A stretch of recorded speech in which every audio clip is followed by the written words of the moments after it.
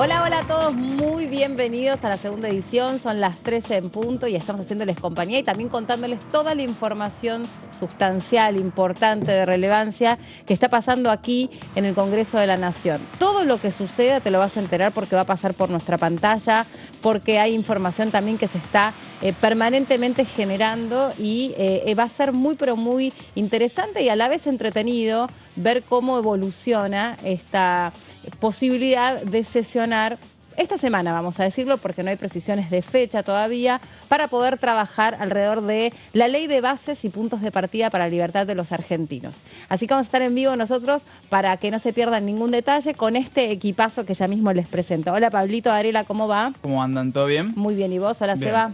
¿Cómo estás? ¿Todo bien, Meli? Muy bien, ¿Pablo? muy bien. Bueno, con un fin de semana a donde sucedió de todo, como era de Sí. esperarse, ¿no? Y también con algunas novedades que vuelven a mezclar la agenda que estaba prevista, por lo menos el viernes a última hora, se volvió a mezclar y hay puntos suspensivos sobre cuándo es concretamente que va a haber, por un lado, labor parlamentaria y por otra parte, el día efectivamente en el que se va a sesionar. ¿Qué información tenemos de último momento? Bueno, a ver, todavía no hay definiciones exactamente respecto de cuándo va a ser el día de la sesión. Estaba previsto que sea mañana, no está definido ni hora ni fecha y se hablaba de que podía haber labor parlamentaria hoy por la tarde, pero tampoco está confirmado. Obviamente labor parlamentaria para poder darle formato a una sesión que va a ser muy extensa, muy larga, van a ser casi 400 artículos, por lo menos ese es el dictamen que circuló durante el fin de semana. Veremos qué termina pasando, qué termina confirmándose. Sí, una poda muy importante. Recordemos la secuencia completa. El gobierno a fines de diciembre había presentado el proyecto de ley de bases de 664 artículos. Se hizo una remoción de alrededor de 140 artículos.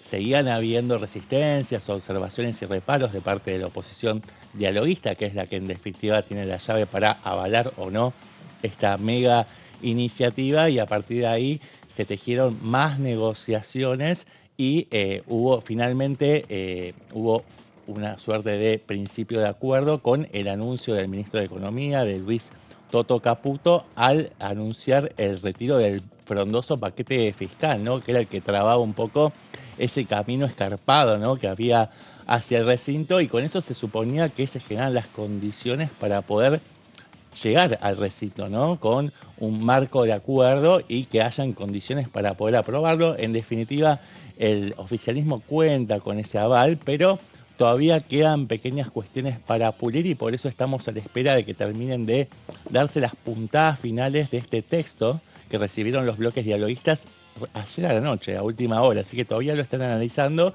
y en función de esa lectura que se haga y los acuerdos que surjan, se va a terminar de definir la convocatoria de sesión que esperamos todos que no pase de esta semana.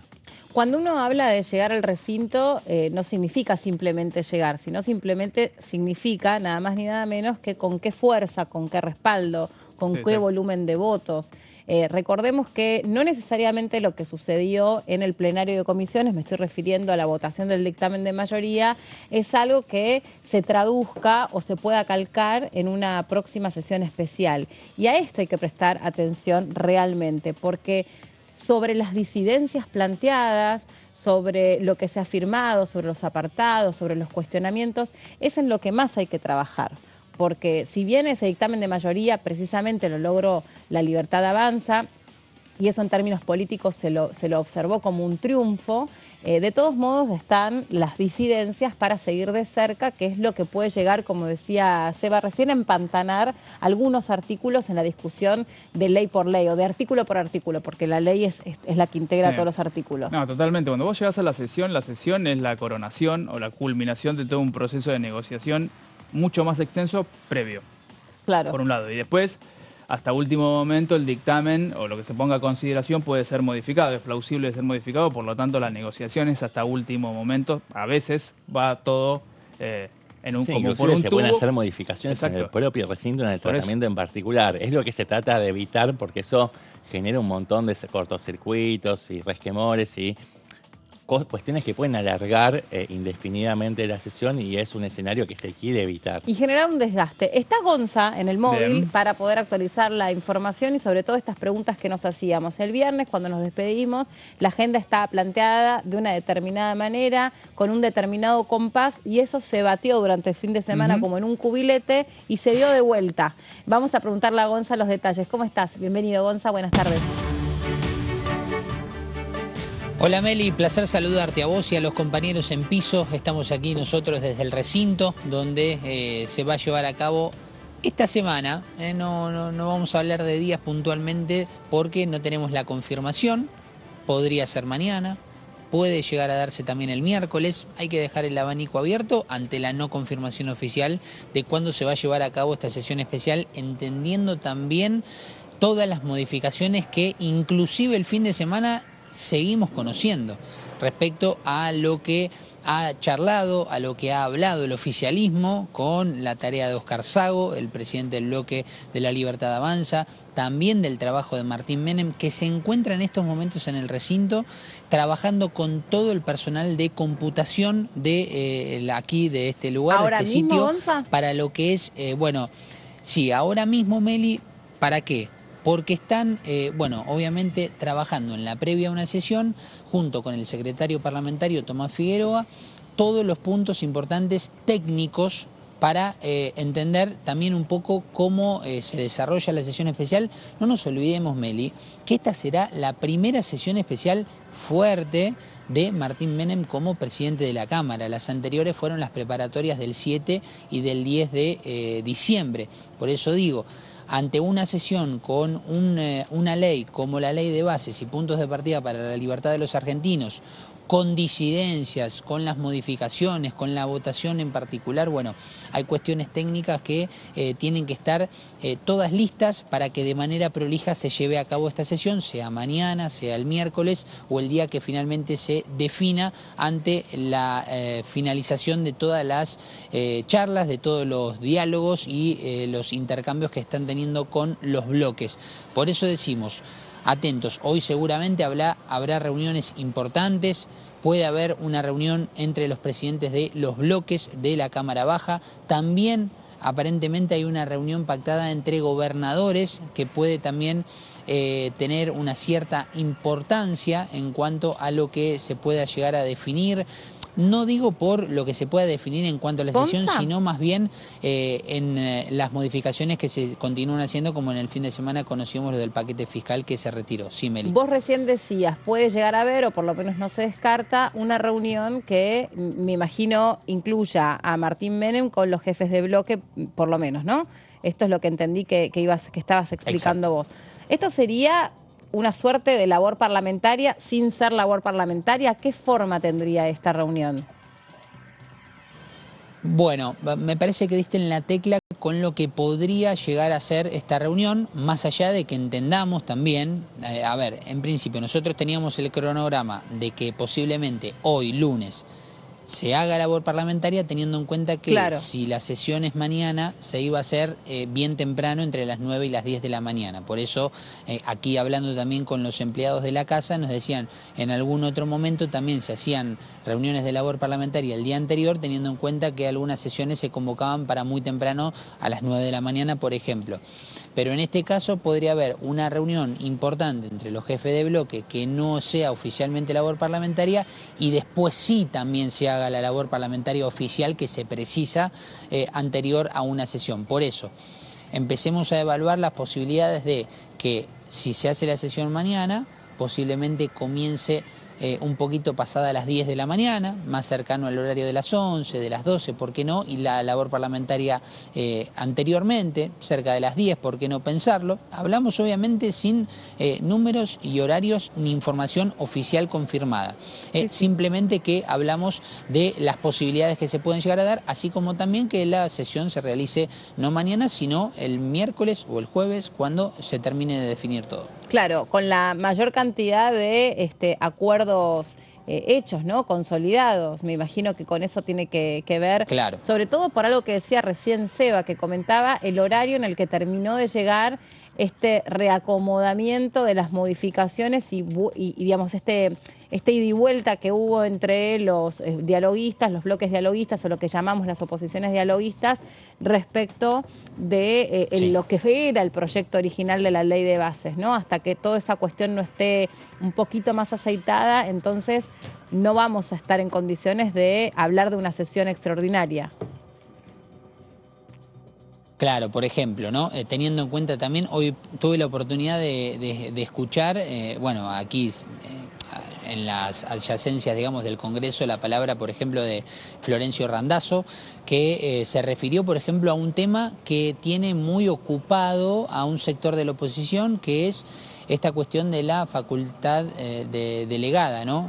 Para con el presidente, y él dijo, sí, está bien, como sucedió con otros presidentes, por ejemplo, es decir, que no lo nota como una problemática como así otros sectores de la oposición, puntualmente de Unión por la Patria, donde, por ejemplo, se expresó Germán Martínez en su red social de X. Claro, las cosas que se pueden hacer, habiendo otorgado facultades delegadas que no queden incluidas en la ley de bases, ¿no? Aún así, lo que decía el jefe de bloque de Unión por la Patria, el temor desde ese punto de vista, desde ese sector político, era, bueno, muy bien, aprobemos por un lado esta ley que tenga determinados artículos, pero después como el Poder Ejecutivo va a contar con determinadas facultades delegadas, algunas cosas que no queden incluidas en la ley, presumía Germán Martínez, podían votarse de alguna otra manera, por ejemplo, por decreto, votarse no, pero resolverse por decreto, pero tampoco es que tiene tanta libertad de acción un decreto, porque hay cosas sobre las que concretamente no podés resolver. No, en materia fiscal, exacto. Fiscal o tributaria, digamos, derecho penal y electoral, no se puede, digamos, emitir DNU. Exacto. Eso es así. Gonza, gracias por esta actualización de la información y volvemos a vos en cualquier momento. Muchas gracias. Un placer como siempre, Meli. Seba, contanos con qué seguimos. Bueno, Meli, seguimos un poco con cuáles son los temas que quedaron en pie después de esta poda de casi 140 artículos de la Ley de Bases que elaboró el Poder Ejecutivo para arrimar posiciones con la oposición, que presentaba una serie de reparos respecto de, por ejemplo, el aumento de las retenciones, que era un tema que nunca iba a pasar, o también los cambios en la fórmula de movilidad jubilatoria, que recordemos que la propuesta del oficialismo, la segunda propuesta del oficialismo, era que se elaborara que entrara en vigencia una nueva fórmula a partir del mes de abril, con lo cual quedaba un poco a la intemperie qué es lo que iba a suceder con los saberes jubilatorios de las personas de la tercera edad en el primer trimestre, que son los meses de mayor disparada de precios, ¿no? Se supone que a partir del programa de estabilización y normalización de la economía, a partir del segundo trimestre, claro, va a haber una estabilización de los precios o una desaceleración de esa escalada inflacionaria. Esos son algunos de los puntos que estaban trabando realmente un acuerdo, y si bien el oficialismo contaba con el nivel de voluntades necesario para poder aprobar en general, claro, la advertencia que le hicieron, por ejemplo, los gobernadores no peronistas era que, claro, sí, iban a poder aprobar el proyecto en general, pero después la oposición dialoguista iba a realizar una serie de mutilaciones en el tratamiento en particular, en la votación en particular, que en definitiva de crear un Frankenstein que iba a ser leído en definitiva como una derrota para el gobierno. Y en ese contexto hubo una reunión importante, por ejemplo, de Karina Milei, que se apersonó en las oficinas de este Palacio Legislativo. Eso lo mencionábamos el viernes, que había pasado y no sabíamos. ¿Te acordás que no sabíamos bien con quién se había juntado? Estábamos juntos en ese programa, Meli. Pero claramente ahí ambos destacamos que era una información de mucha relevancia, porque hasta el momento había sido infrecuente que Karina de hecho Milei fue la primera vez que Karina Milei, la secretaria general de Presidencia, pisó las instalaciones de este Congreso Nacional desde la asunción presidencial de su hermano, de Javier Milei. Precisamente, y que aclarábamos que en política tiene una lectura en sí misma, ¿no? Como un apartado en sí mismo en el dónde suceden las cuestiones que suceden, ¿no? Cuando se hablan de reuniones, uno siempre pregunta, ¿y dónde fue la reunión? Es decir, ¿quién era el punto y quién era la banca? ¿Sabes dónde fue la reunión? Fue en el comedor del Senado. Allí se juntó con el presidente de la Cámara de Diputados, con Martín Menem, y también con Lule Menem, que es una figura relevante del elenco oficialista. De allí surgió una propuesta, se dirigieron a la Casa Rosada y se terminó de dar el ok a esta propuesta para remover todo el paquete fiscal. Y a partir de eso quedó...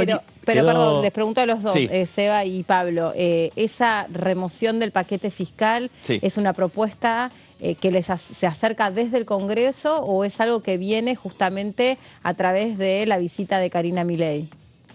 O sea, ¿quién trae...? La visita de Karina Milei si es que terminó se sabe, catalizando algo que ya estaba craneando el Poder Ejecutivo a partir de las advertencias que le hacían distintos sectores de la política respecto de cuál podía llegar a ser el desenlace Sí. claramente perjudicial para el gobierno respecto al resultado final de esa votación en particular. Sí, a ver, pero bueno, sigamos, ¿qué es lo porque- que quedó en limpio a Dale, partir me parece de bien. ese apartamiento de cuestiones vinculadas al paquete fiscal? Bueno, por ejemplo, la delegación de facultades. Aquí la oposición de Orista celebró esta cuestión porque hubo una reducción de las facultades delegadas pasando de 11 a 7. Por ejemplo, De 11 a 9 primero, y de Primero 9 a 11 a 7. 9. También había 9, ¿no? Claro. Me parece, pero Sí. ahora creo en el último quedan en retoque. 7. Ahora quedan 7. Sí. Ahora quedan 7. Perfecto, Sí. muy bien. Bueno, exactamente. Sí, una de las últimas que se quitó fue la delegación Defensa. de la facultad previsional, con lo Sí. cual el gobierno no puede hacer, por ejemplo, asignaciones discrecionales respecto de los saberes previsionales para jubilados, pensionados, pero también afecta, por ejemplo, la AUH o la asignación por embarazo. Entonces, bueno, lo que digamos, un poco el marco del acuerdo es que en los próximos meses se va a elaborar una nueva fórmula atada a la inflación, pero mientras tanto va a seguir rigiendo la fórmula actual. Ahí se mantienen las emergencias entonces, Sí. económica, financiera. Sí, se mantienen las emergencias económicas, financieras, fiscal, de seguridad, de salud, energética, administrativa y tarifaria. Y las que se removieron fueron entonces la emergencia social, de defensa y previsional. Creo que me está faltando Y una. salud. Sí. ¿Puede ser? ¿Salud? Claro, a mí me llama la De salud, atención ¿no? que... sí, Creo que era salud, Sí. por lo que tenía Pero confirmado. porque son cambios de último momento, entonces por ahí Exacto. al momento de la elaboración de esta información quedó fija, Ujú. pero sí salud fue eliminada porque es uno de los pedidos que también se había se hecho la hacían, oposición. por supuesto, claro. Que también expliquemos, digamos, no significa que no haya descriptivamente emergencia en esos campos, sino que lo que no se le da es una facultad delegada, es una acumulación de poder al Poder Ejecutivo. Digo, no es que hay un blindaje en la temática, sino todo lo contrario. Lo que se pide es que en esas áreas, en esos temas, se pase por análisis legislativo antes de hacer alguna modificación. Sí, Sí. digamos, delegar o declarar la emergencia lo que hace es darle una serie de potestades extraordinarias al Ejecutivo para que pueda resolver en un contexto de emergencia con mayor celeridad. Pero bueno, Sí, se saltea el trámite ordinario Exacto. legislativo que demanda mayor cantidad de tiempo y bueno, de esta forma el Poder Ejecutivo se atiene a la emergencia económica para poder disponer medidas de efecto inmediato y poder dar respuesta a la problemática. Pero sigamos un poquito con este punteo que hice sobre cuáles son los temas principales que quedaron incluidas en esta ley de bases.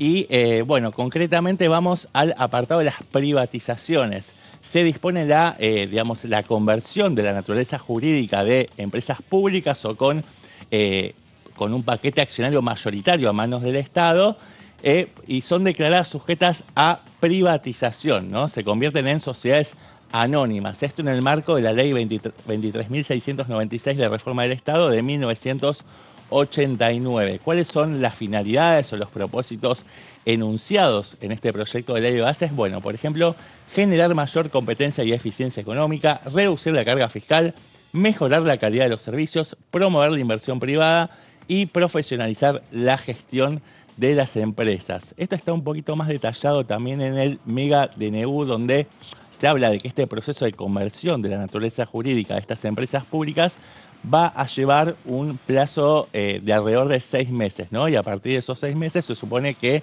estas empresas ya van a estar en condiciones de poder pasar a manos privadas.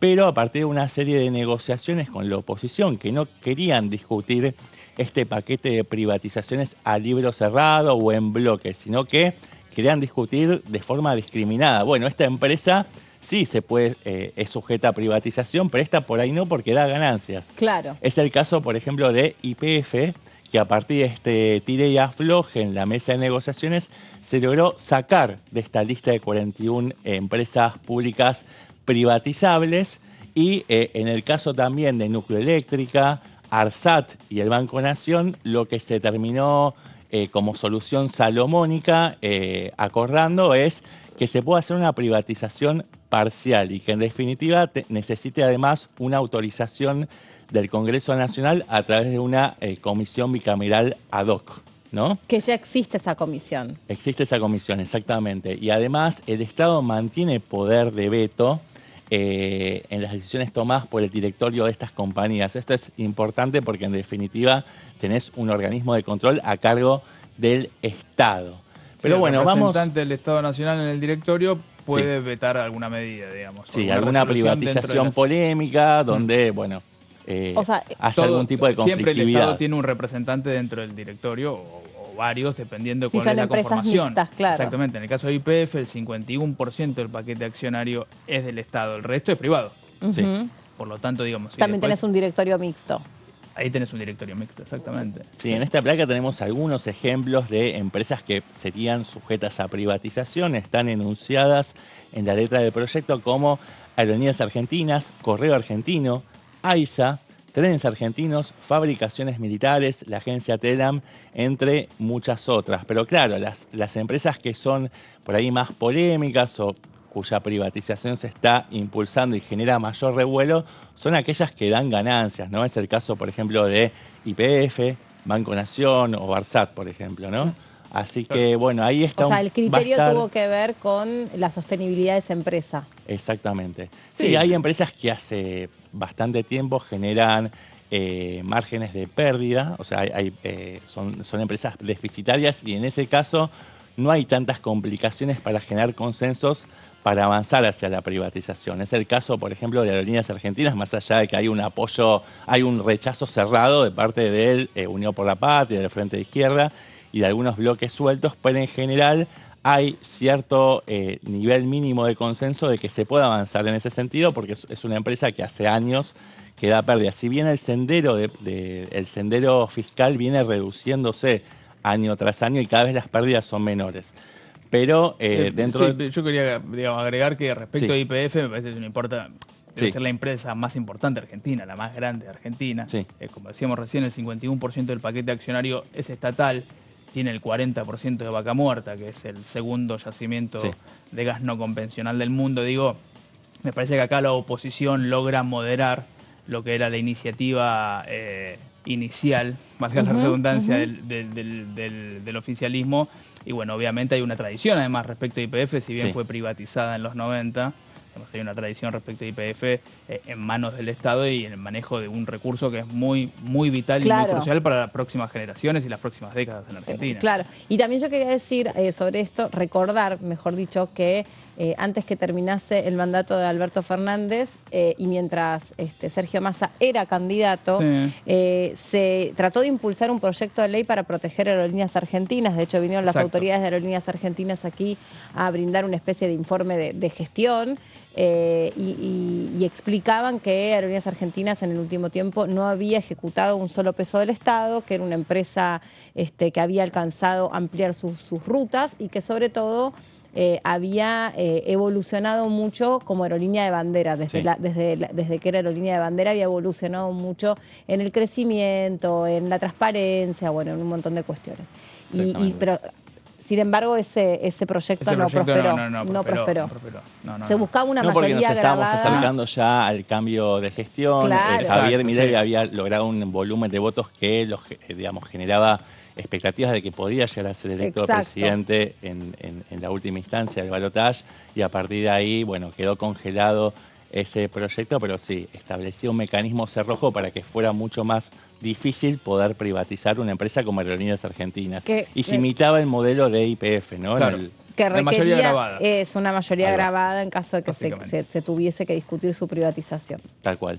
Bueno, pasamos directamente a la próxima placa para profundizar un poco en las medidas de este proyecto de ley de bases que tienen que ver con la reestructuración del Estado, la simplificación de trámites, la desburocratización, ¿no? Esto de que se habla de romper con todas las regulaciones que le ponen el pie encima a la actividad productiva. Y en este sentido, el proyecto prevé los instrumentos legales para llevar adelante la reorganización de la Administración Pública Nacional y se habilita a eliminar reparticiones públicas cuya finalidad replica la de otros organismos o incluso de la justicia, ¿no? Cuando hay, por ejemplo, organismos superpuestos, como por ejemplo la Defensoría de Medios de Comunicación Audiovisual. Bueno, por ahí replica funciones que ya existen en ENACOM. Digo, estoy poniendo un ejemplo concreto, ¿no? También se dispone el pase a disponibilidad de los empleados estatales cuyos cargos sean eliminados por la reestructuración del Estado y se les pagará el sueldo durante 12 meses hasta su desvinculación.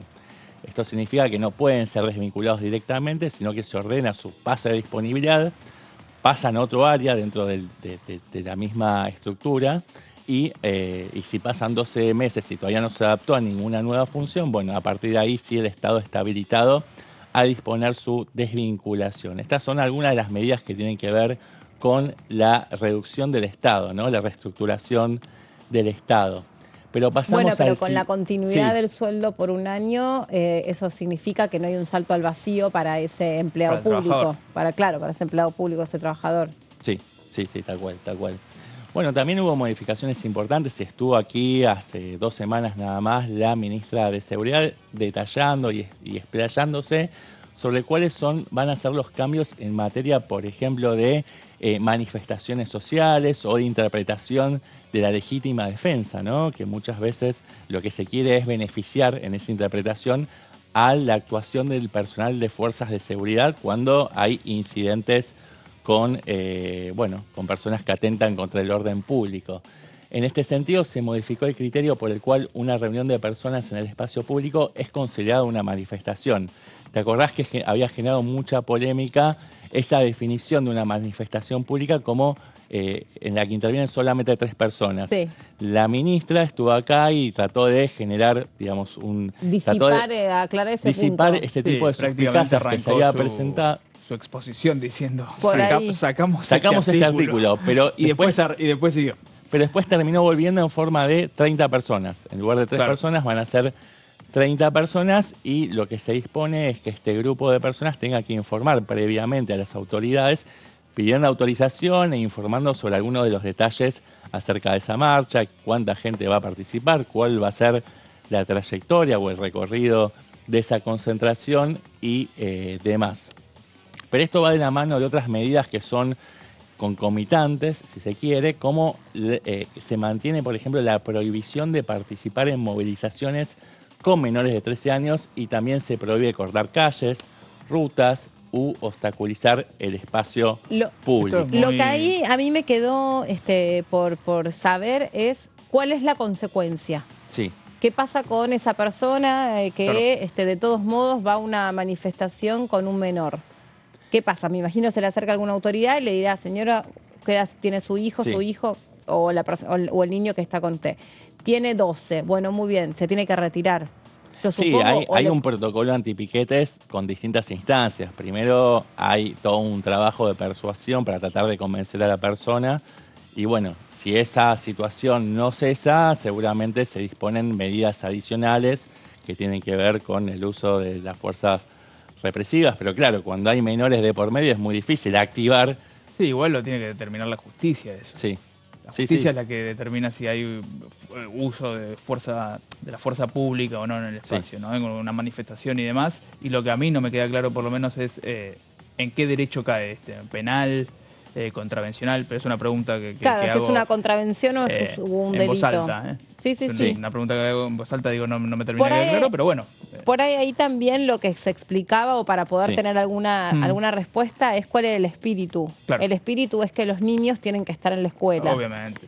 Me parece que el espíritu es ese, más que lo punitorio. Sí, el argumento es que no se ponga a los menores como escudo para evitar el avance de las fuerzas de las fuerzas de seguridad en las manifestaciones sociales.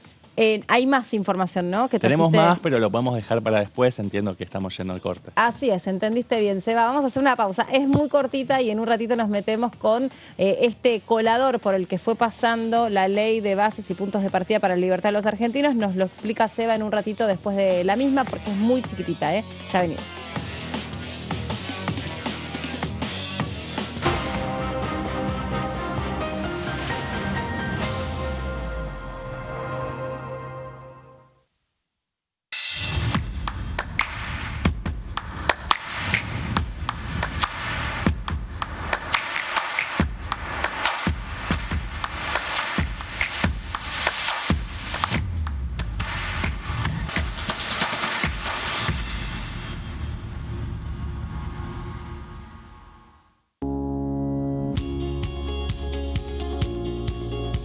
Cuando un proyecto de ley ingresa a la Cámara de Diputados, ya sea creado por un legislador, enviado por el Poder Ejecutivo o producto de una iniciativa popular, se trata primero en las comisiones correspondientes para luego ser tratado en el recinto por los diputados.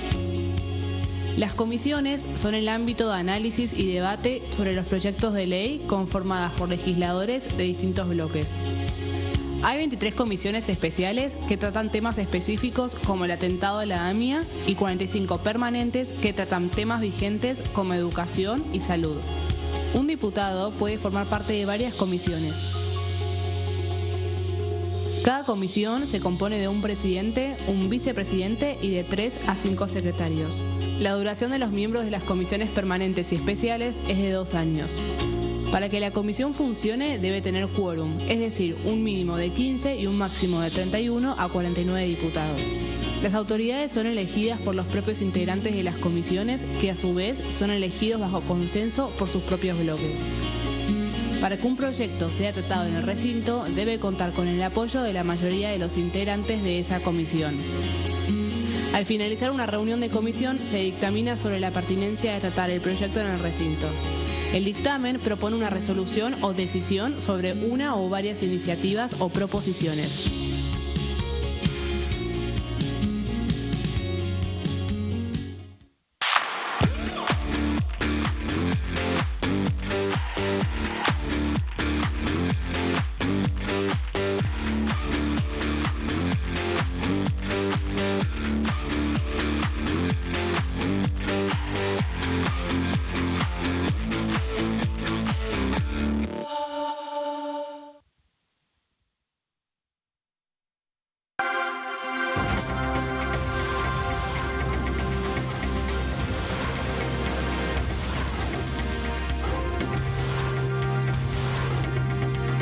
Ellos son tu voz en la tercera edición. DTV, el periodismo en el Congreso.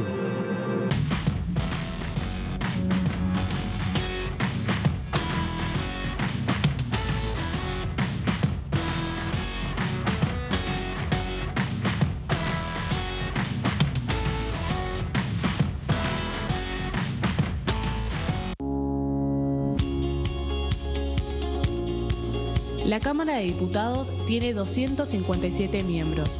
Los diputados debaten y sancionan leyes que rigen en todo el territorio nacional.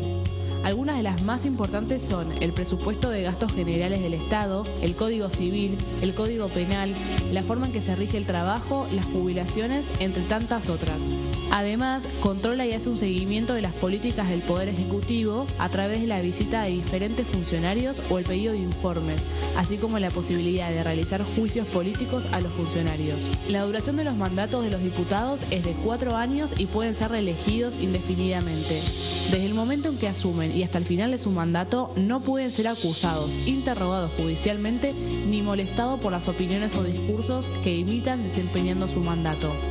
Son requisitos para ser diputado tener al menos 25 años, 4 años de ciudadanía argentina y haber nacido en la provincia por la que se postula o haber residido en ella los 2 años precedentes. Se agrupan en bloques que expresan partidos políticos o afinidad ideológica. Existen también los monobloques integrados por un solo diputado.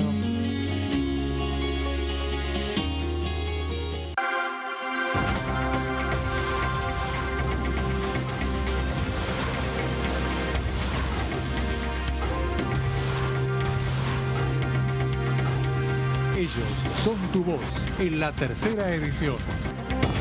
DTV, el periodismo en el Congreso.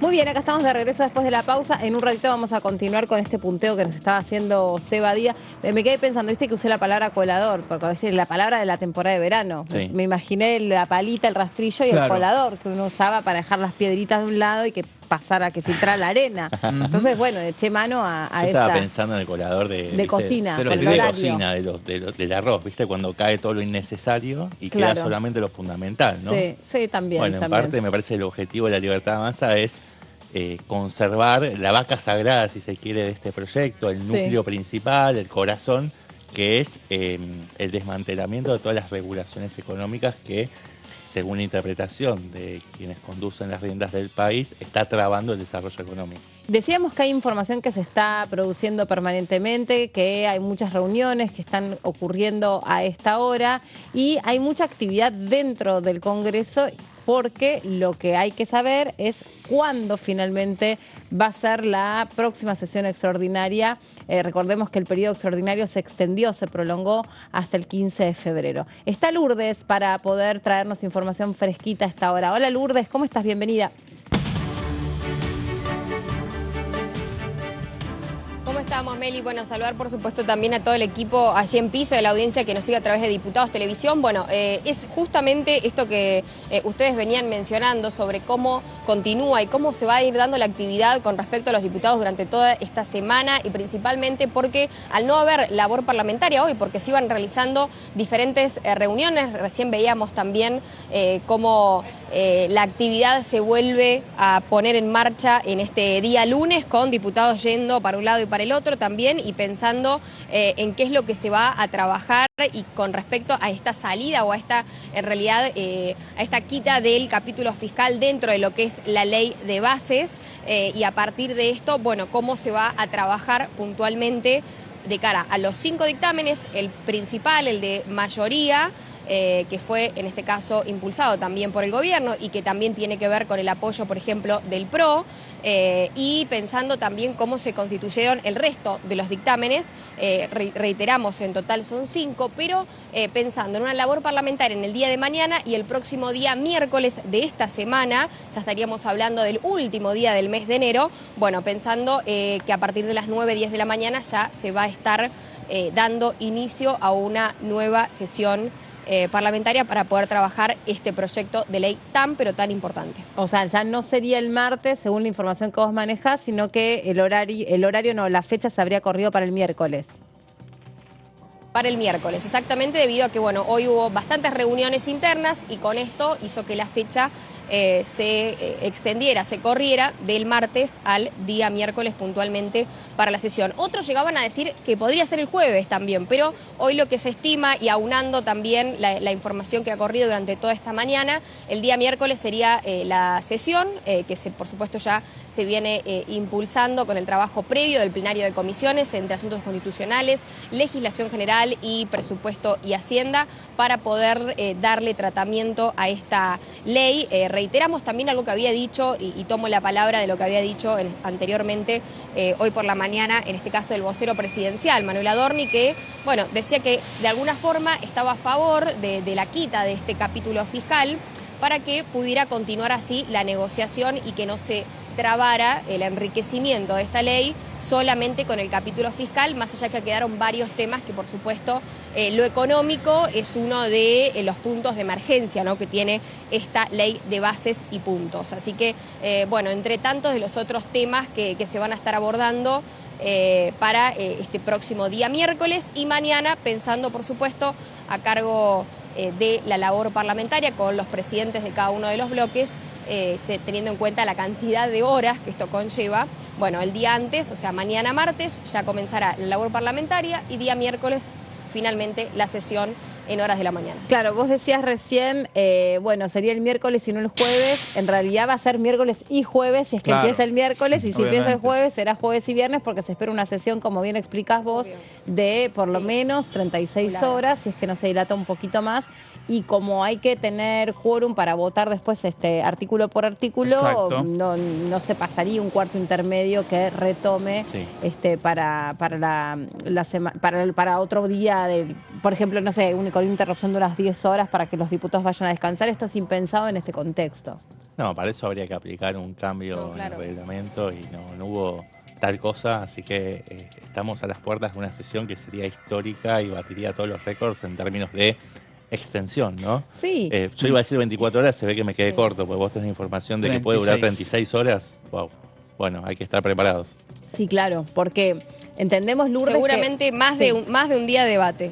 Sí, entendemos que algunos artículos los tratarán de aprobar acumulados porque saben que no van a presentar ripideces. Votamos del 1 al 10, por decir un ejemplo. Claro, pero otra cosa que nos ficticio. explicaba ya esta semana, no me acuerdo quién de todos nuestros compañeros, que sí o sí el debate tiene que ir por orden de los artículos. No se puede antojadizamente empezar por un capítulo o por otro. Hay que ir en un orden y el orden es como están presentados en el texto original. Sí, no se puede agrupar, por ejemplo, el artículo 3 con el 180, si en el medio tenés otro. Se puede el 3 con el 4, con el 5, con el 6, armar bloques, pero tienen que ser consecutivos. ¿No? Claro. No tiene que ser algo antojadizo. Sí.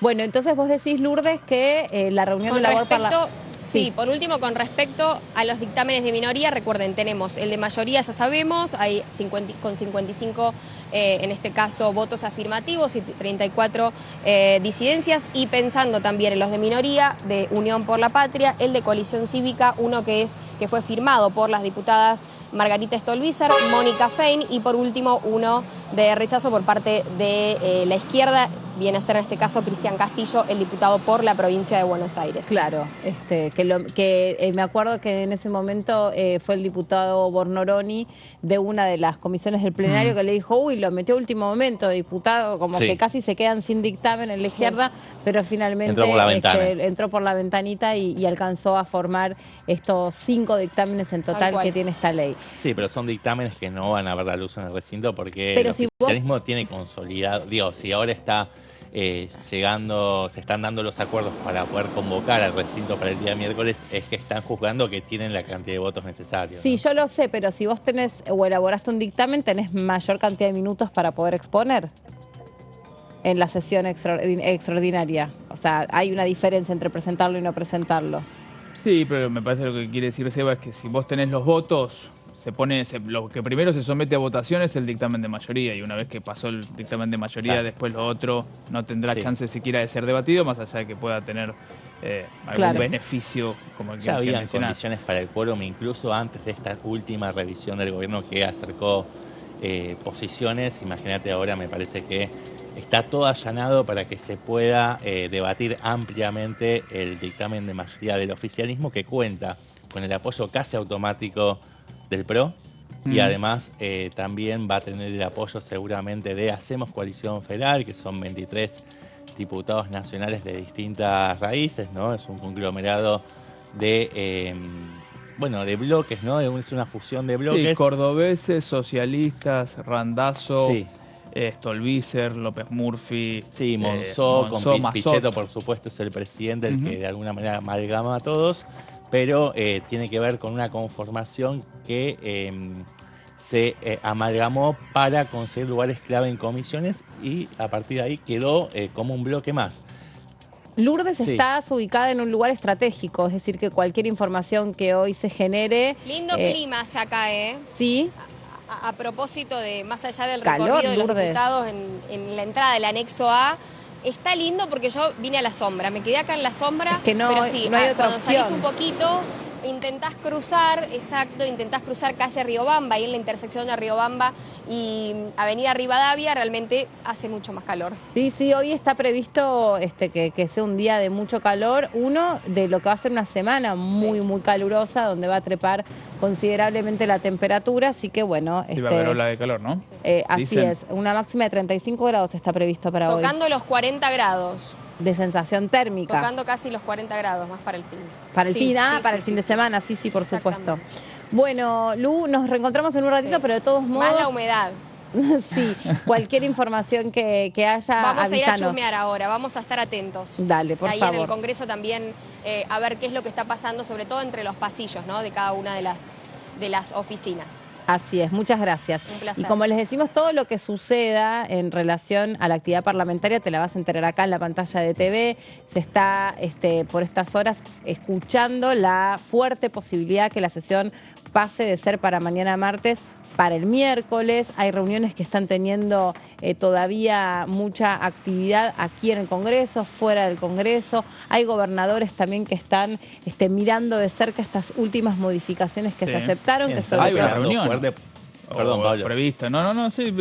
Previsto una reunión de gobernadores de Juntos por el Cambio que me parece que han tallado muy fuerte en la conversación, que son casi los que llevan la voz cantante, digo, en lo que tiene que ver con esta oposición dialoguista, porque todos estos bloques que viene mencionando Seba, digo, hacemos Coalición Federal, también la UCR y el PRO incluso se referencian en este bloque de gobernadores, de mandatarios, que son, por ejemplo, los que pusieron mucho reparo con las retenciones, ¿no? Claro, a los derechos de exportación. Las retenciones, por ejemplo, para trigo, maíz y un montón que subía de 12 a 15, después lo vamos a ver en las placas mías, pero bueno, básicamente, digo, hoy había una reunión, es decir, que sigue negociándose y sigue charlándose. Sí, hoy hay una reunión ampliada, no solamente los gobernadores no peronistas, sino que se sumaban algunos más de otras expresiones políticas, pero ya venían reuniéndose, por ejemplo, el sábado pasado, y le advirtieron directamente al ministro de Interior, Guillermo Francos, que las retenciones y la fórmula de movilidad jubilatoria no iban a pasar, que el gobierno se estaba asomando a un precipicio muy peligroso,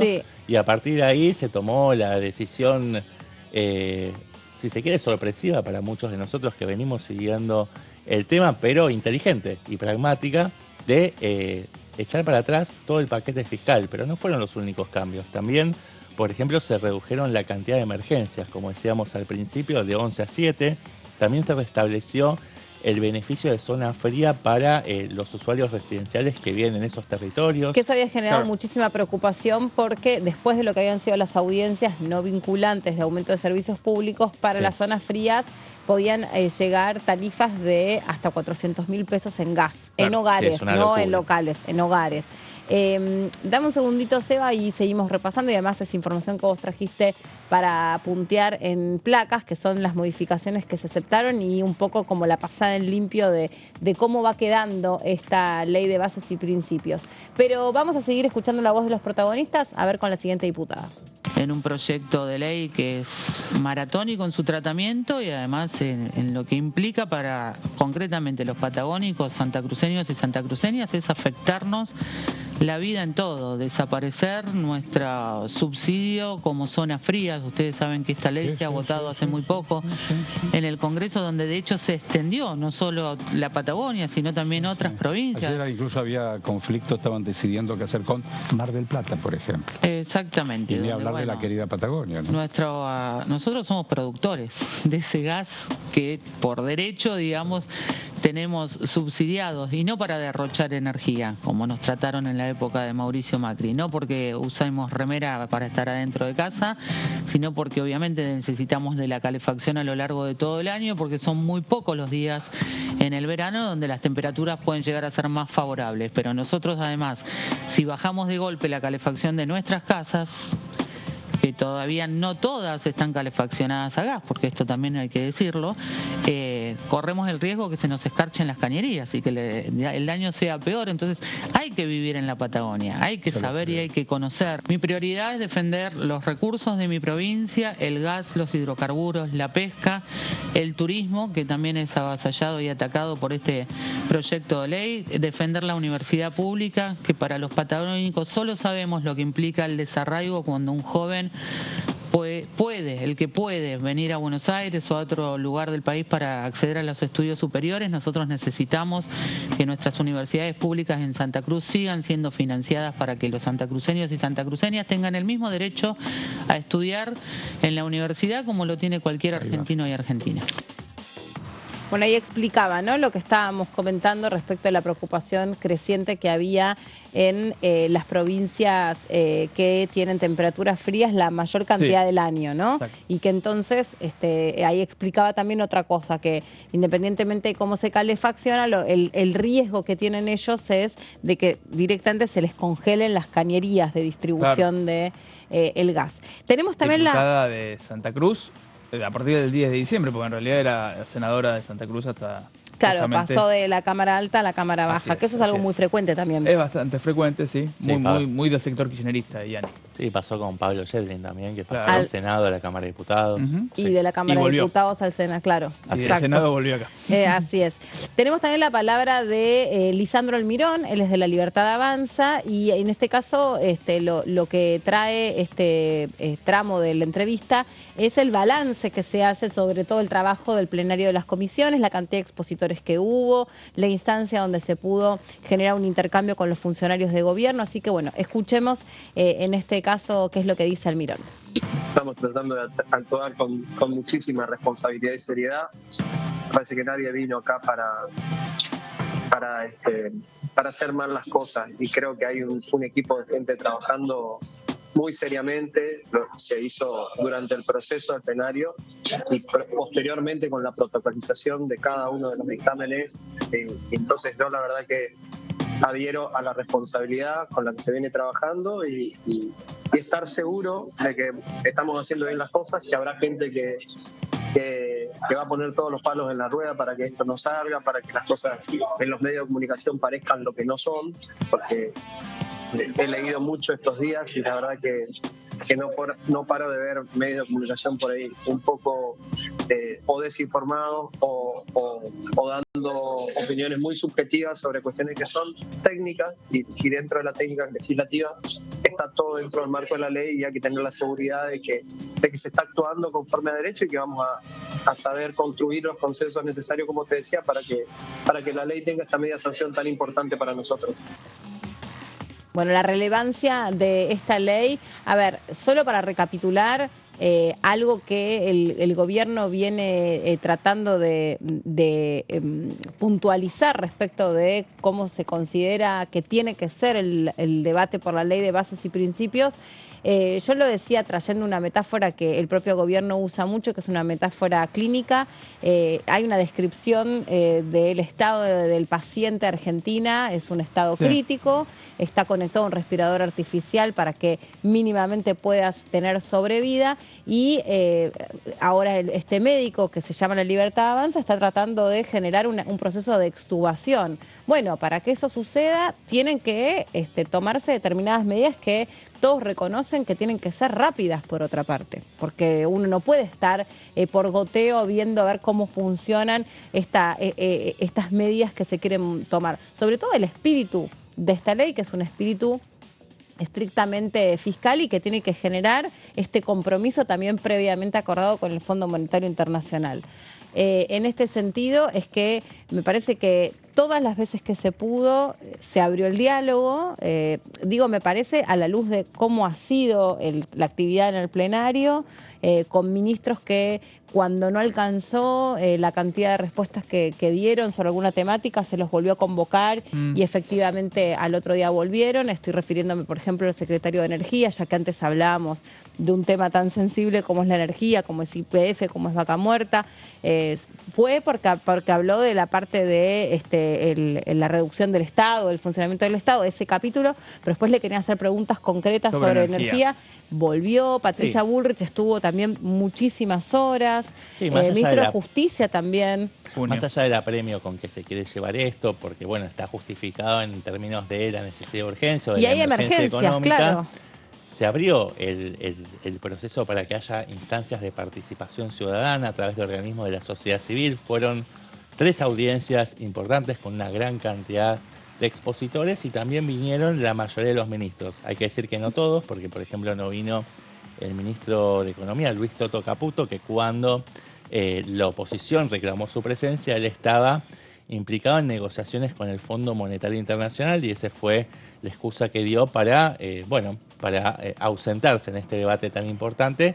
Pero él envió emisarios del Ministerio de Economía. Estuvo, por ejemplo, Kirnos, que es el secretario de Finanzas, que evacuó un montón de dudas vinculadas al capítulo financiero, ¿no? Sí, a propósito de eso, también recordemos que para ese entonces se estaba terminando de armar la cumbre y la participación de Javier Milei en la cumbre de Davos, el Foro Económico Internacional, a donde también estaba esta reunión pactada con Cristalina Georgieva, me salía al revés el nombre. Georgelina me salía. Cristieva. Me salía al revés el nombre con la titular del Fondo Monetario Internacional. Sí, puede pasar. Sí, nombre de tenista, ¿no? De tenista rusa.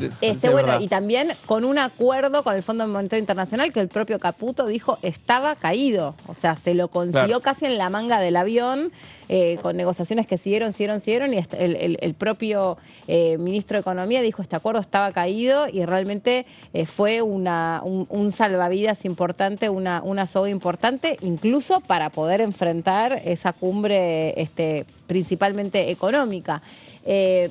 Pero recordar también ese intercambio que tuvo vía redes sociales. Algunos dicen que fue un poquito más allá, un intercambio que hubo a donde le dijo yo estaba con cosas más importantes al momento que ustedes debatían la ley, que se lo dijo a Miguel Ángel Pichetto, que es uno de los bloques aliados, y ahí se tensó o se terminó de tensar. Sí, ahí Pichetto lo acusaba de amenazar, ¿no?, a los gobernadores y a todos aquellos bloques que estaban proponiendo cambios. Y bueno, el ministro decía, bueno, si no nos van a hacer una aprobación rápida de esto, se van a ver finalmente las consecuencias. Nosotros no vamos a resignar nuestros objetivos de equilibrio fiscal, de déficit cero, y si no logramos ese equilibrio en las cuentas públicas a través de este proyecto de ley de bases, vamos a apretar el torniquete en otras cuestiones, ¿sí? Las consecuencias van a ser peores.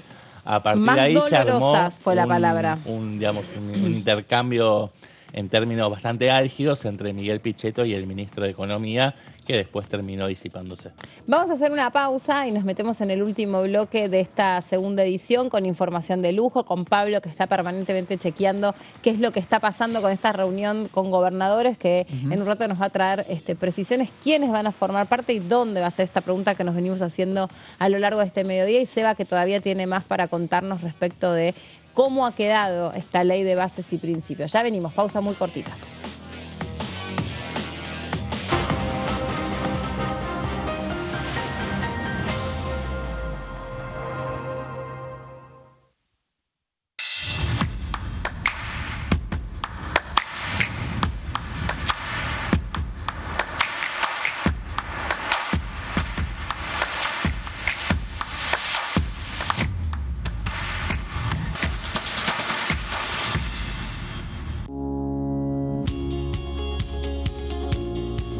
La Cámara de Diputados tiene 257 miembros. Los diputados debaten y sancionan leyes que rigen en todo el territorio nacional. Algunas de las más importantes son el presupuesto de gastos generales del Estado, el Código Civil, el Código Penal, la forma en que se rige el trabajo, las jubilaciones, entre tantas otras. Además, controla y hace un seguimiento de las políticas del Poder Ejecutivo a través de la visita de diferentes funcionarios o el pedido de informes, así como la posibilidad de realizar juicios políticos a los funcionarios. La duración de los mandatos de los diputados es de 4 años y pueden ser reelegidos indefinidamente. Desde el momento en que asumen y hasta el final de su mandato, no pueden ser acusados, interrogados judicialmente, ni molestados por las opiniones o discursos que imitan desempeñando su mandato. Son requisitos para ser diputado tener al menos 25 años, 4 años de ciudadanía argentina y haber nacido en la provincia por la que se postula o haber residido en ella los 2 años precedentes. Se agrupan en bloques que expresan partidos políticos o afinidad ideológica. Existen también los monobloques integrados por un solo diputado.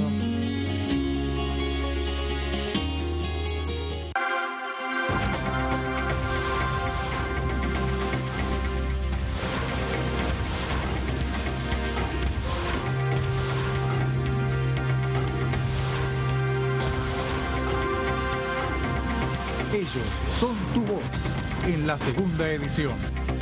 DTV, el periodismo en el Congreso.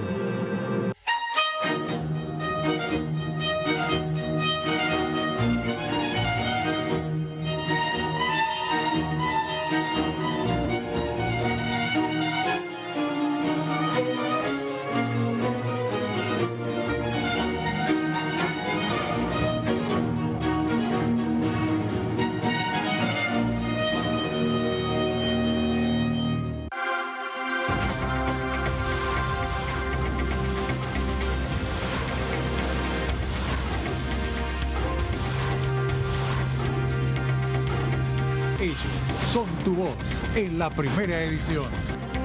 DTV, el periodismo en el Congreso.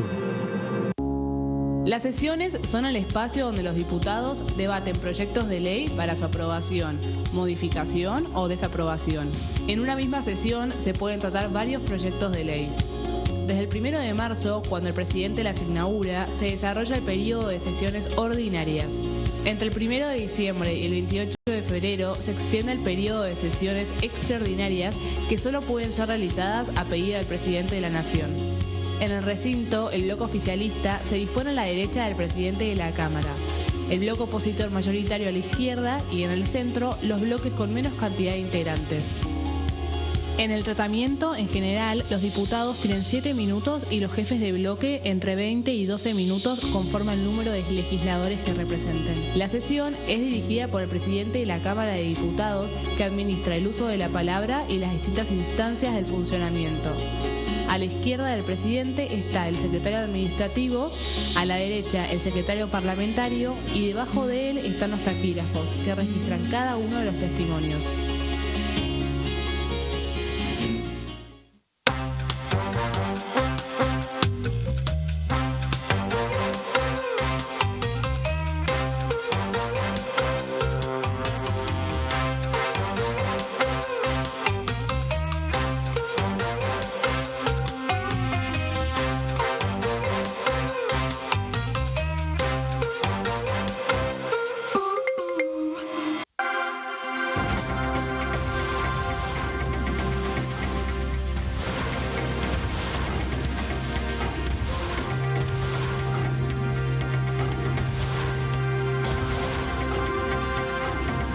Ellos son tu voz en la segunda edición. DTV, el periodismo en el Congreso.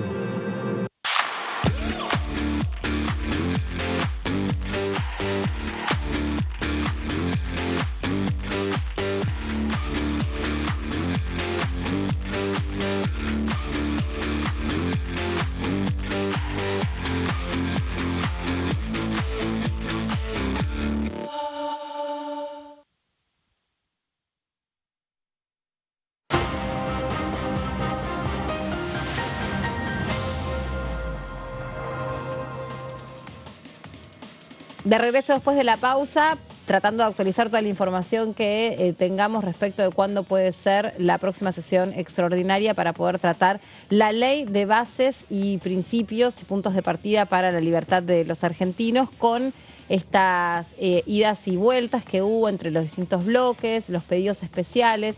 Había dos temas concretamente que para los bloques dialoguistas, me estoy refiriendo a la UCR, al PRO y a Hacemos, eran de intransigencia absoluta tal cual venían. Uno, sí, el capítulo reforma previsional, y el otro de los temas que no terminaba de dejar tranquila esta oposición dialoguista, pero necesaria para dar quórum y para acompañar la ley de bases, pues además esto venía manifestando, es la cuestión vinculada al aumento de las retenciones, ¿no? Al tema de las trabas impositivas o tributarias que muchas actividades, sobre todo regionales, iban a terminar teniendo. Y lo explicaron en este plenario. Sí, los derechos de exportación.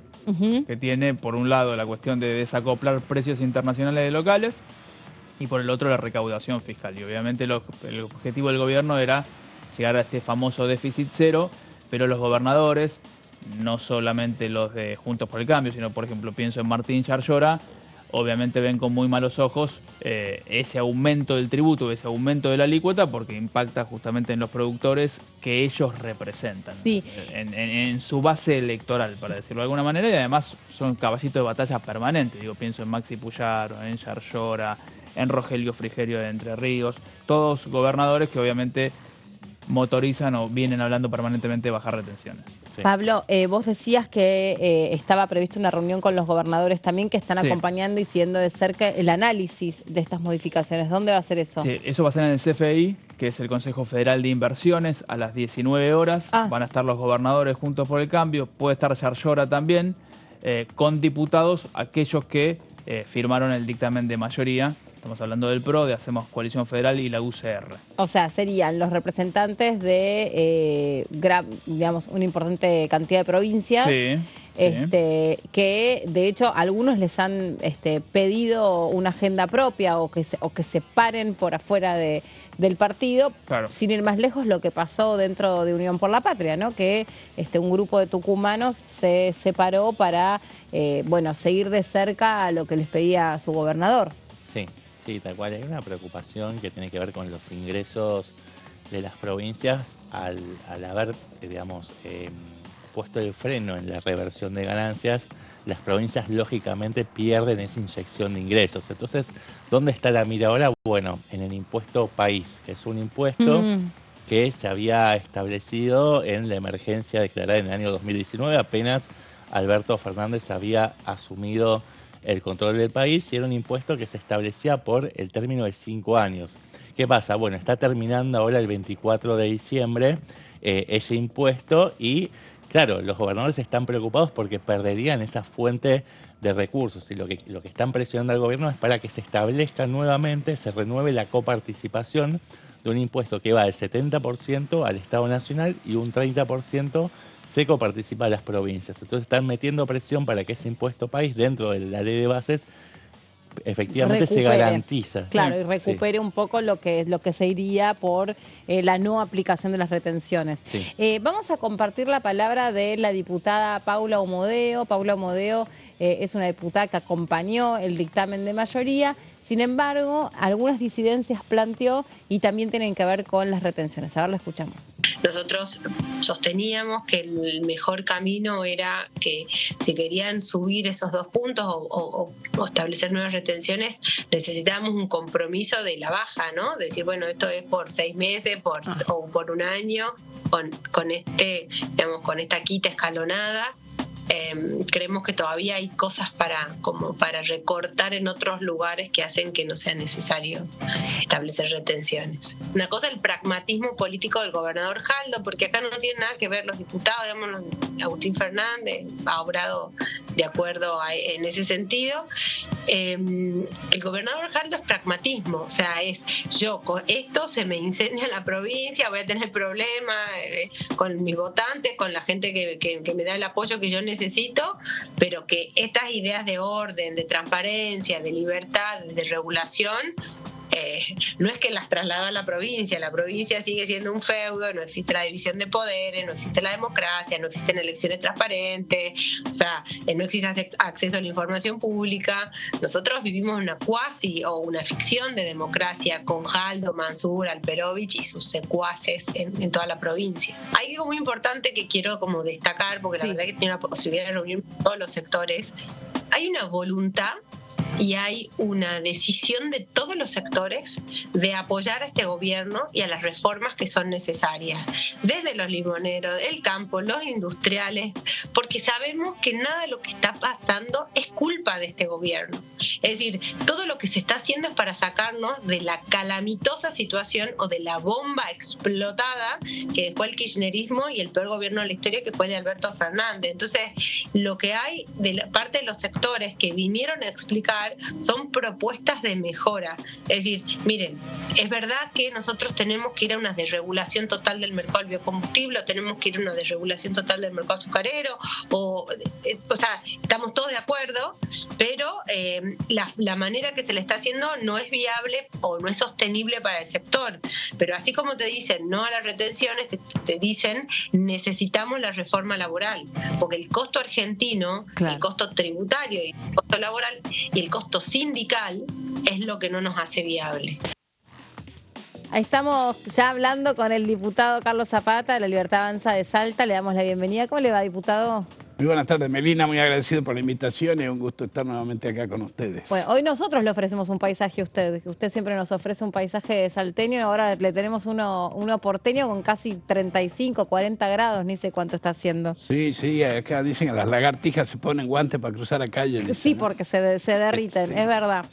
Diputado, estamos hablando del calor, del verano, el clima. ¿Es infrecuente este ritmo de trabajo para esta época del año en el Congreso? Yo es el tercer enero que soy diputado acá Y sí, los otros eneros fueron todos tranquilos. Hubo llamadas a sesiones extraordinarias, pero no tuvieron éxito. No se hizo ni una reunión durante el llamado de sesión extraordinaria del presidente Fernández. Es más, apenas asumí, se rechazó el presupuesto en diciembre y ese enero no pasó. Pero a mí no me molesta para nada. Yo estoy acostumbrado a trabajar todo el año. Si no estamos acá, estamos en la provincia. Lo importante es que en esta etapa donde se está viviendo una composición del Congreso que por ahí a la gente extraña, dice no hay poder, yo creo que esto favorece mucho al diálogo y a la búsqueda de consenso. El hecho que el partido de gobierno no tenga una mayoría avasallante, cosa que se lo lleve como chico a la escuela a todo el resto de los diputados, sino que obligue a que se hagan planteos y que se pueda acordar, mejorar, perfeccionar los distintos aspectos de la propuesta. Y también algunas cosas, bueno, postergar para el tratamiento ulterior. Eso es importante, eso le empieza a traer cierta calidad a la democracia de la República Argentina, porque eso que venga del Ejecutivo y pase sin ningún tipo de diálogo, como si fuese una escribanía, también lesiona no solo la democracia instituida, sino a la democracia que nosotros vivimos, porque vemos que hay un poder omnímodo que dicta las leyes que se imponen al resto de la población. Usted recién hacía mención a su provincia, Salta, a las actividades regionales también. ¿Cuánto pesó la mirada de los gobernadores en este intercambio que hubo para poder generarle modificaciones a la ley? Es importante que cada uno de los que tiene la responsabilidad de gobernar en los estados federales, como por la República Argentina, aporten lo suyo, porque cada una de las provincias tiene una realidad diferente, desde lo productivo, lo social, y pasando también por la organización económica y cultural de cada una de las provincias. Es importante conocer y que puedan venir y participar y hacer un aporte para que la ley salga lo mejor posible. La quita del paquete económico que abarcaba suba de impuestos, aumentar las retenciones, que significaba traerle un poco más de aire a las finanzas nacionales, que posibilitaba sostener en alguna medida las transferencias discrecionales, que sin ellas muchas provincias no pueden cerrar sus meses, sobre todo en esta época de verano, donde hay una caída en la recaudación. Eso es casi generalizado en todas las jurisdicciones provinciales. Bueno, el retiro de eso creo que a los gobernadores lo llamó un poco a tratar de buscar nuevamente el diálogo. El diálogo nunca se debe perder entre la nación y las provincias. También dentro del mensaje y lo que sucedió durante la semana que pasó, que tiene que ver la relación nación con las provincias, creo que es algo muy importante y también a la población le debe haber caído muy bien el hecho de que se haya creado esta fiscalía para controlar el manejo de las cifras nacionales que se derivan a las provincias. O sea, se focaliza en el enriquecimiento ilícito, pero creo que es mucho más amplio, porque cada peso que dispone la nación a través de una transferencia discrecional tendría que ser parte o ser objeto de seguimiento de la nación y de algún mecanismo de control. Dentro de lo que traía yo para este nuevo gobierno, y traté de que se me escuche, pero bueno, no hay problema en presentar un pedido ordinario de sesiones, establecer una especie de modalidad donde el Estado Nacional tenga obstáculos para asistir a aquellas provincias o municipios que no alcancen estándares mínimos en materia de transparencia y lucha contra la corrupción. Mucho se habla que el dinero llega a las provincias y desaparece. ¿Cómo sería eso? ¿Con qué mecanismos? Nosotros tenemos estándares de transparencia que el principal es la adhesión y sobre todo la práctica y llevada al terreno de la Ley de Acceso a la Información Pública. La transparencia en el Estado es una de las grandes medidas que se ha podido sancionar y poner en vigencia, no en todo el país porque algunos miran para otro lado, pero que con la información y la posibilidad de que cualquier interesado pueda acceder a la información de manejo de la cosa pública es una gran barrera a la corrupción. Otra cuestión que tiene que ver con esto, los estándares mínimos y lucha contra la corrupción, por ejemplo, que los órganos de control estén en manos de la oposición. O sea, que realmente exista una mirada diferente, una mirada que no comparte el objetivo y no comparte el gobierno con quien administra la cosa pública. También es un parámetro de lucha contra la corrupción el hecho de que el Ministerio Público, aquellas provincias que están organizadas de esa manera, también sea designada por concurso y que no sea una persona del riñón ni del partido de quien está gobernando, o Si usted lo quiere hacer, tienen que tener periodos que se desencajen con los periodos de gobierno, por ejemplo, el Ministerio Público cada 6 años, que estén desfasados, cosa de que resulte bastante poco. Claro, que haya, digamos, en algún momento que controle la oposición. Eso es importante, porque nosotros sabemos que hay transferencias discrecionales, que durante cuando estaba terminando su administración, Massa asistió mucho a los gobernadores, pero en la provincia de Salta no se lo vio en ningún lugar. Por ejemplo, nosotros seguimos con problemas en los hospitales. El administrador del hospital cabecera, el más importante de la provincia, el Hospital San Bernardo, dio a conocer de que no postergaba cirugía. No tenía insumos. No tenía insumos. Sí. Entonces, eso le da muestras que hay una pobreza y no le va a echar la culpa al comunicado del mes de diciembre a Milei. Milei acaba de asumir, es que viene con un problema de mala administración y asignación de recursos. Diputado, se habló mucho en el plenario de las economías regionales, de cada una de las actividades, de este capítulo que se llama retenciones y la cuestión de las exportaciones. Usted conoce una de ellas, que es la actividad tabacalera, sí, que la provincia de Salta es muy importante, pero además usted la conoce desde adentro.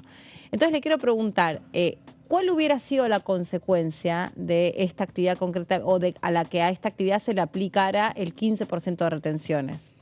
Bien, yo le hago un poco de antecedentes. De hace 20 años para acá, la actividad tabacalera en la provincia de Salta en particular viene en declive. En la campaña 2004-2005, la provincia de Salta produjo 47.000 toneladas de tabaco Virginia, 47 millones de kilos de tabaco. Venía de una etapa de crecimiento en la cual yo participé. Yo era gerente general del entonces presidente de la Cámara, don José Juan López Amat. Cuando asumió él en diciembre del 99, se habían cosechado la campaña anterior 19.000 toneladas. Llegamos a 47.000 toneladas. Nada más que una administración pensando en la producción y en el productor. O sea que cualquier cuestión que se podía gestionar de la organización empresarial, que es la Cámara de Tabaco, llegase sin intermediarios al productor. Luego una serie de desaciertos llevó a que vamos retrocediendo y estemos en 30 millones de kilos, 33 millones de kilos. O sea que hemos perdido entre un 35 y un 40% en la producción. El 15% de las retenciones, que la cosecha anterior, si bien no eran 15, eran un 9 lo que estábamos pagando, afecta directamente al productor. ¿Y por qué? Y porque el que está el exportador no le va a pagar el precio lleno. Por ejemplo, hoy le digo, el competidor, digamos, hemisférico más cercano es Brasil. Produce tabaco Virginia y la clase mayor, o sea, la calidad de tabaco mejor paga, acá se llama B1F y allá se llama BO1. Ellos están pagando $4 la B1. Ya cerraron precio para esta cosecha. En Argentina, que cerró precio es Misiones, cerró en 2.400 pesos o barra $3. En Salta están pagando 1.400 pesos a cuenta de un precio que todavía no definieron. Entonces, mire, si están las retenciones, ¿qué hacen? Del precio de exportación, del precio FOB, le empiezan a hacer todas las deducciones y la retención. ¿Quién la paga? El bolsillo del productor. Sí, una ley mal hecha en el año 2017 redujo la recaudación de impuesto interno a los tabacos al 50%. El Fondo Especial de Tabaco se calcula sobre el precio de venta menos el IVA, menos el Fondo de Asistencia Social, ahí se aplica el 7%.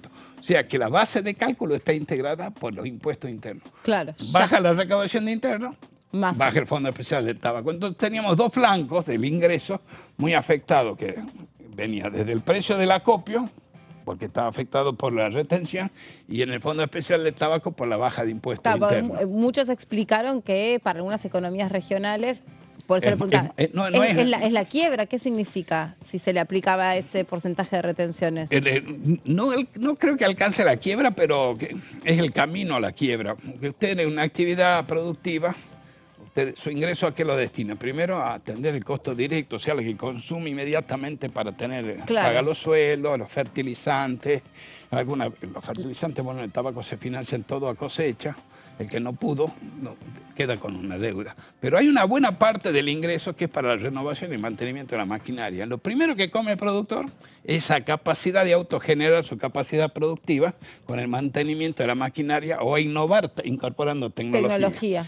Entonces, usted empieza a perder eso. No sé, que va por fincas tabacaleras. Allá. Entonces, que pierde competitividad. Claro, pierde calidad y se le hace más caro producir, porque una máquina vieja se rompe más.